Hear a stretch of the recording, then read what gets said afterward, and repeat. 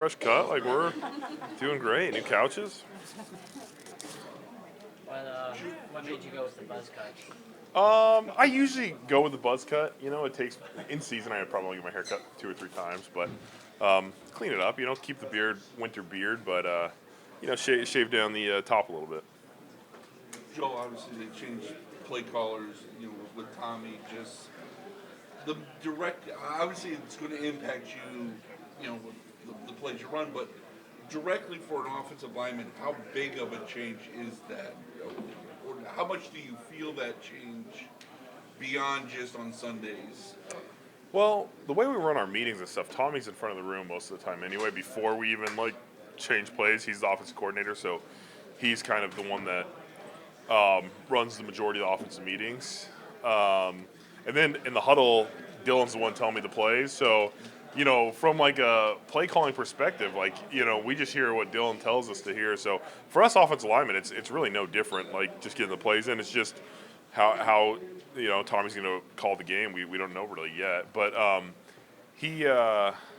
His mindset and the way he wants to call plays and stuff like that. I think we're excited to kind of see what happens. And I think as a coach, you want to kind of figure out what's working, what's not working, and maybe if you take a step back, you get a bigger picture idea of this play could work or this play. Joe, the Jets had a fire sale. They sold off their two best defensive players. So does the offense feel even more pressure to get over the hump in this game? Well, not pressure. It's our next game. It's the NFL, so no matter what, every team has good players. For us, even before we heard about the trades on Monday, we were talking about it's about us on offense. We have to figure out a way to play our best game of football. Obviously, we respect those guys. They're great players. I've played against both of them multiple times, and we know they're great players. But we know anything's going to be a challenge. But we're really focused on the Cleveland Browns offense and what we can do best. Is there a sigh of relief though that you don't have to face Quinn Williams on the inside? I mean, he's a great player. Anytime you have to battle a guy and they're out or they trade him, it's a battle. But the next man up is just as hungry and wants to even prove himself more than a guy that's been established and been an all-pro, Pro Bowl player. So you wouldn't expect that team to be demoralized by losing their two best players? I'm sure there was probably some talk of what's going on, but I think if you trust Coach Glenn and what they're doing, those guys are the guys that are going to be in for him are going to be hungry and want to prove themselves as players. So I don't think it's just going to be oh, we're done for the year. They're going to go out and try and win the game. I think football's too violent, too aggressive of a sport, and too much for guys to try and get their next contract or get paid for anybody to really just lay down. Joe, are you aware that you guys have lost 12 straight on the road? No. And just what can you even say about that? Why do you think that might be, and what can you guys do extra to try to snap that streak? Yeah, I knew we hadn't won this year. I didn't know how far it kind of went back. And we haven't won that many games anyway, the last 2 years. So I think it's really just a focus on us. We want to, close ranks and just be what can we do to control, what the Cleveland Browns are doing. And road games are a little different than home games, but I think we focus on a routine and focus on, execution, then there's a chance we can go out there and get a win. Joel, along lines of them trading guys away, you guys obviously didn't do that. I know Wyatt talked about his name being obviously favorite too, but the fact that there wasn't that sort of fire sale here, how much confidence does that inspire with the roster? Kind of what the thought process is. Yeah. Yeah, you try not to think about it, you know what I mean, and it kind of happens and goes by, and you hope your guys are back and playing. But I think they want to see the guys we have now try and develop and grow, especially on offense, and try and see what we have, for the future. But it was a relief because those are a couple of my guys, and you don't know what's true or not. People just say stuff to say stuff, but you want your guys here and you want to go out there and compete with them. You guys have had injuries, obviously, across the offensive line, but at this point, do you feel like there's maybe some continuity being built? Yeah, I mean, the last, couple games we're starting to put together, five that hopefully stays together.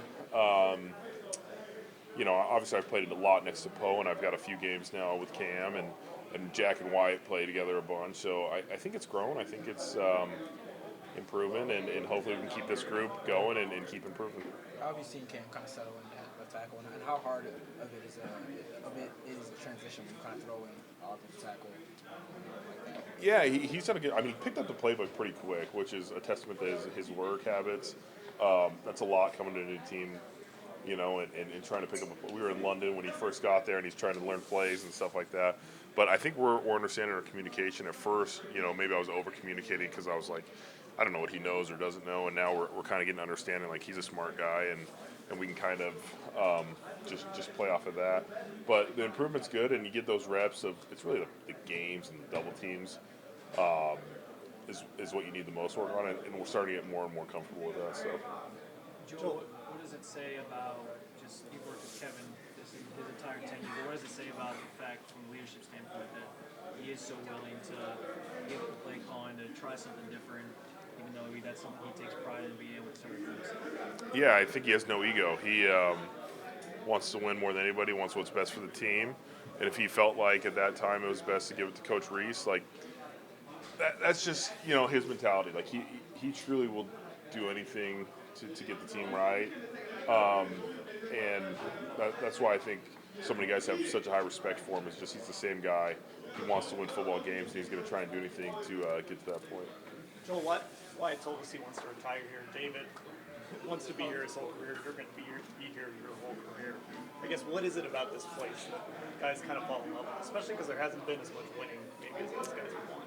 Yeah, I think the city embraces their guys. You know, at least speaking for myself, I don't know how those guys feel, but you come to this place from somewhere else, you know, and it becomes part of your home, and the fans and your neighbors, and, you know, your kids go to school, and the teachers and all those people are a part of the community that roots you on, and it becomes part of your, you know, life and part of your family.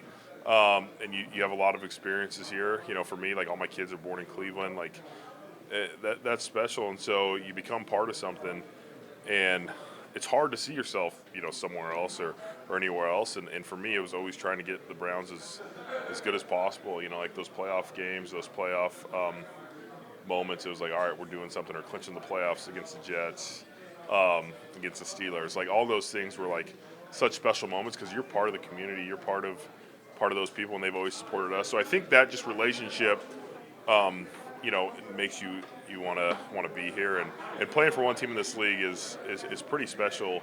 Not too many guys have the opportunity to do that.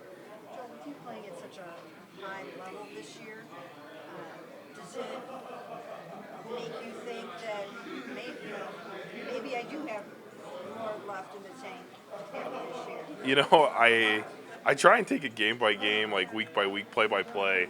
Don't want to look too far in the future. So I'm going to think about all that stuff in the offseason. Right now, I've just been focused on trying to beat the Jets this week.